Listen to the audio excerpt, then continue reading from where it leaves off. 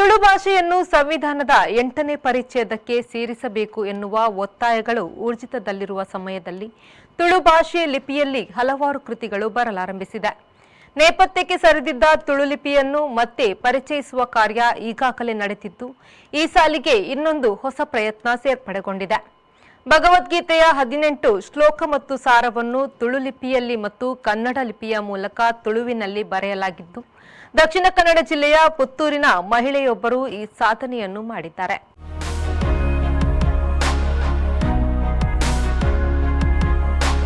ಪುತ್ತೂರಿನ ನರಿಮೊಗರು ಸಮೀಪದ ಕೊಡಂಕೇರಿ ನಿವಾಸಿ ಭರತನಾಟ್ಯ ಪರಿಣತೆಯಾಗಿರುವ ಅಪರ್ಣಾ ಕೊಡಂಕೇರಿ ಈ ಸಾಧನೆ ಮಾಡುವ ಮೂಲಕ ತುಳು ಭಾಷೆ ಹಾಗೂ ಸಾಹಿತ್ಯಕ್ಕೆ ಇನ್ನೊಂದು ಗರಿಯನ್ನು ಜೋಡಿಸಿದ್ದಾರೆ.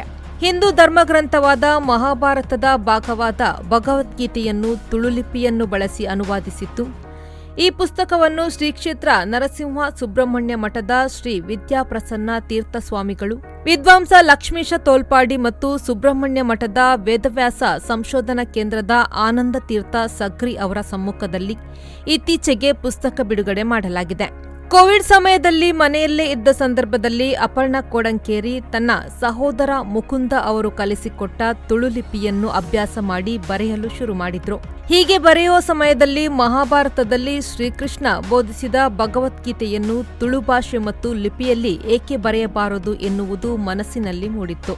ತುಳು ಮಾತೃಭಾಷೆಯ ಜನಕ್ಕೆ ತುಳುವಿನಲ್ಲಿ ಬರೆದರೆ ಮಾತನಾಡಿದರೆ ಅದು ಹೃದಯಕ್ಕೆ ತೀರಾ ಹತ್ತಿರವಾಗಿರುತ್ತೆ ಅನ್ನೋ ಕಾರಣಕ್ಕೆ ಭಗವದ್ಗೀತೆಯ 18 ಶ್ಲೋಕದ ಸಾರ ಹಾಗೂ ತಾತ್ಪರ್ಯಗಳನ್ನು ತುಳು ಲಿಪಿ ಮತ್ತು ಕನ್ನಡ ಲಿಪಿಯನ್ನು ಬಳಸಿ ತುಳುವಿನಲ್ಲಿ ಬರೆದಿದ್ದೇನೆ ಎನ್ನುತ್ತಾರೆ ಕೃತಿಯ ಲೇಖಕಿ ಅಪರ್ಣಾ. ಕನ್ನಡ ಲಿಪಿಯಲ್ಲಿ ತುಳು ಲಿಪಿಯಲ್ಲಿ ಹಾಗೂ ಎರಡೂ ಲಿಪಿಗಳಲ್ಲಿ ಉಂಟು. ಒಂದು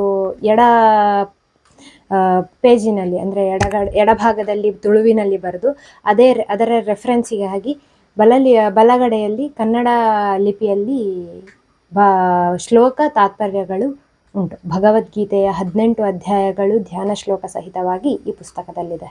ಪುಸ್ತಕದ ಪ್ರತಿ ಪುಟದಲ್ಲಿ ಎಡಭಾಗದಲ್ಲಿ ಸಂಪೂರ್ಣ ತುಳು ಲಿಪಿಯನ್ನು ಬಳಸಿ ಶ್ಲೋಕ ಮತ್ತು ಸಾರವನ್ನು ಬರೆಯಲಾಗಿದೆ.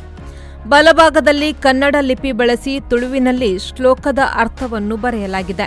ತುಳು ಲಿಪಿಯಲ್ಲಿ ಭಗವದ್ಗೀತೆಯನ್ನು ಬರೆದಿರುವುದು ಇದೇ ಮೊದಲಾಗಿದ್ದು, ತುಳು ಭಾಷೆಯ ಬೆಳವಣಿಗೆಗೆ ಅಪರ್ಣಾ ಕೊಡಂಕೇರಿ ತನ್ನದೇ ಆದ ಕೊಡುಗೆಯನ್ನು ಈ ಸಾಧನೆಯ ಮೂಲಕ ನೀಡಿದ್ದಾರೆ.